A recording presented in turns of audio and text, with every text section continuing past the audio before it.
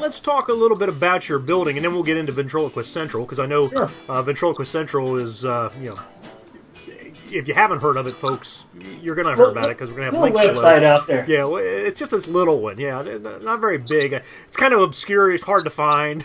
Yep.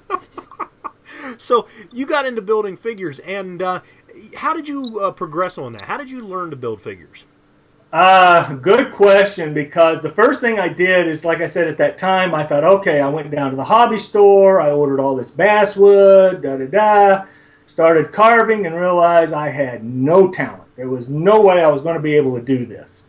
So then I thought I had to figure out another method. So then I bought Bill Anderson's book, a little booklet. I bought Ray Gwill's book. I bought, trying to remember the other ones. And then I also bought the Mayer course only for the fact of the building the dummy. Just that one little lesson, whichever one that is. That's the only reason I bought it. And so through a lot of trial and error, then that's how I finally built my first dummy.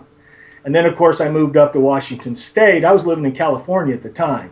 And then I moved up to Washington State, and I started, meeting a bunch of events in the Pacific Northwest. And, of course, that was when Captain Dick was still around and doing his thing up there. And so I met him. And then, of course, I ended up meeting Ray Gwill, and Ray and I became good friends, and they were like him and Barbara were like my family out there. And so I used to go over all the time, and he taught me how to build dummies, and that's kind of how that happened. Very cool. Very cool. So you've worked with Ray then. You learned from him. Did you ever get to work with Danny or see, because I know Ray is, in fact, I was just down talking with Jimmy Nelson beginning of, the end of April, and we did an interview with him for the IVS. Of course, Jimmy had Ray do his work on Danny a couple times. I didn't know if you've ever had a chance to handle Danny or see, These hands have handled Danny and handled Farfel. Sweet. Farfel has got, and for Ventriloquist, Farfel has got the weirdest head stick. I can tell you that right now.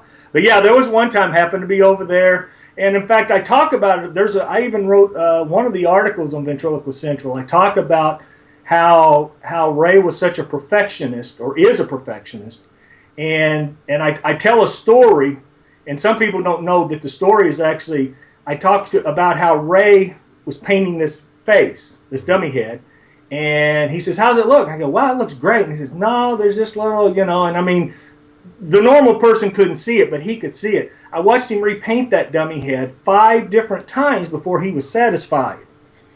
The dummy was Danny O'Day. He was doing it, and he was doing it for Jimmy before the '97 Ventriloquist Convention that was in Las Vegas. So, and at the same time, Barbara was referring Farfel.